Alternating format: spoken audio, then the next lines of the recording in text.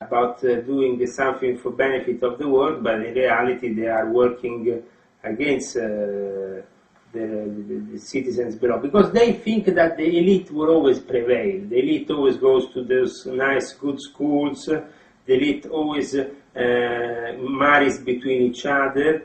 They maintain the blood very close among certain families, so they can keep the power together and the structure together. And the elite on the top is not of a particular religion, because they are Satanists, so they are fundamentally atheists. The Satan likes to play tricks with men and to make them think they are in control, and actually the greatest trick that he can play on men is to make them believe he doesn't exist. So for these people on the top level, it's very easy to become atheists and to use this at their advantage. Basically, you talk about conspiracy, yeah, but don't we have like a democracy, or like we have elections and things like that? Well, we have a facade which is dedicated to the normal people, to the mass, to make them happy, create a democracy that reflects really the need of the people to feel free in some way, even when they are not really free. Because obviously if they realize the power that these structures have upon their daily life, they will probably rebel. So everything is made in a way to make them believe the contrary of what is actually happening.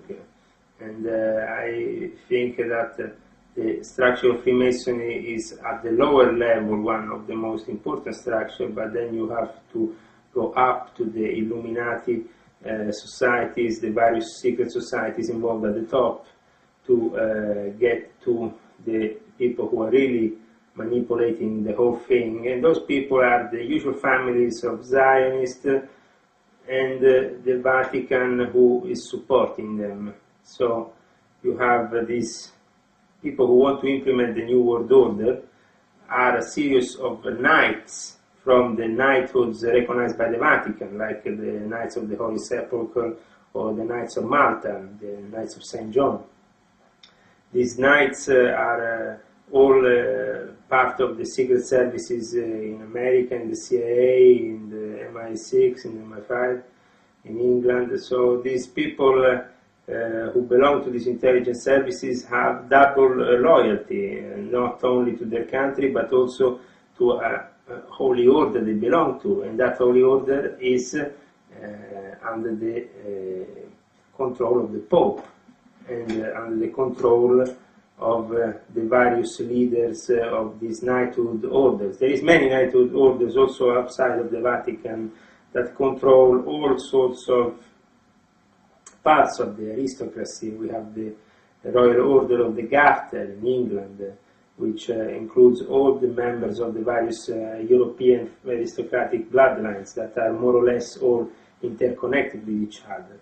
And then you have, for example, for the Austrians, also the Teutonic Knights still exist.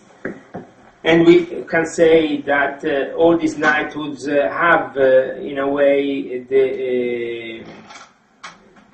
they function as a military structure, invisible military structure that is not in the eyes of everybody, but only in the eyes of the people who know what is the significance of this cross put in a certain way, or this other color for this other garment, or whatever. They use special crosses, symbols to recognize each other, like they do in Freemasonry with the square of the compass.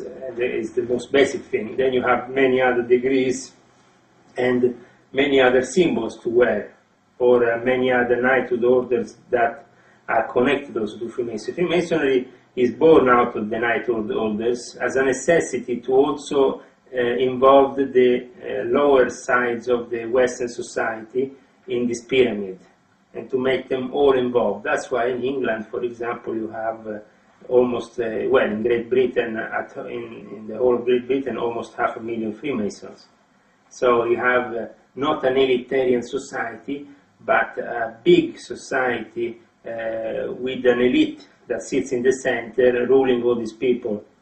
and they literally rule them by the stick, and they control them. And certain lodges are involved with for example, like the Quote Coronati in the rebuilding of King Solomon's Temple, in what is a project that they want to have, despite of all the problems that this might create. And they have already, with actually Di Bernardo, founded a lodge after the killing of Isaac Rabin, and this lodge is in the Temple Mount, just near the mosque, and near the one of the most holy, say, shrines of Islam in Jerusalem. And they also happen to do these rituals in secret under what is now the Al-Aqsa Mosque. There is some tunnels built where there was the old temple of King Solomon. And in these tunnels and in these secret places, they activate these ceremonies with high priest, high priestess, and they really are into pagan worship, these ancient family lines, especially from Europe, because this they think this is their origin, and so to respect their origin they have to be pagan worshippers of these specific cults. The drug trade is absolutely connected to the elite. I was even witness to how the elite traded with weapons, like the P2 Lodge, people like the Lodge of England, with the weapon trade, but also with the drug trade in South America, in Cancun, Mexico, bringing the drugs in with the CIA through Colombia, Bolivia, down into Mexico, then into America. And this is always done with the help of and the supervision always of the CIA and of the NSA and those agencies that are supposed to work for us, but are interested that this drug trade goes on because it involves the weapon trade, it involves certain kinds of exchanges, so it's all interconnected, so it becomes all legal. They are working within on the boundaries, really on the edge with legality. So they are always trying to find a way just in between. What's the European Union connection and what's going on in Brussels? The European Union was born, as we know, with the Treaty of Rome. That already should make you understand that it's born in Rome, territory of the Vatican. There is a treaty there. The Treaty of Rome gives birth to this new entity, which is part of the is working under the American establishment, because the European Union has never the strength to rebel against anything that America says or America decides for them.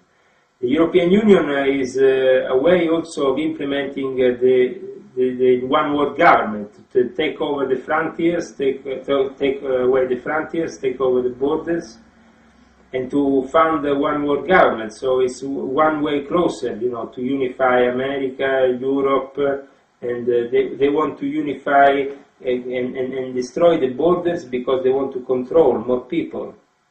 And in Europe we have the possibility of controlling millions of people now with the European Union.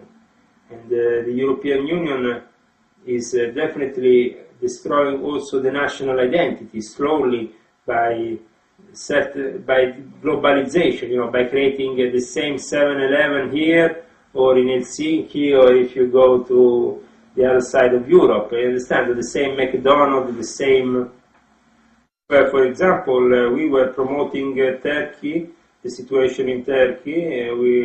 They organized last year, 2 years ago, a meeting for all the Grand Lodges of the Klipsas to meet in Istanbul.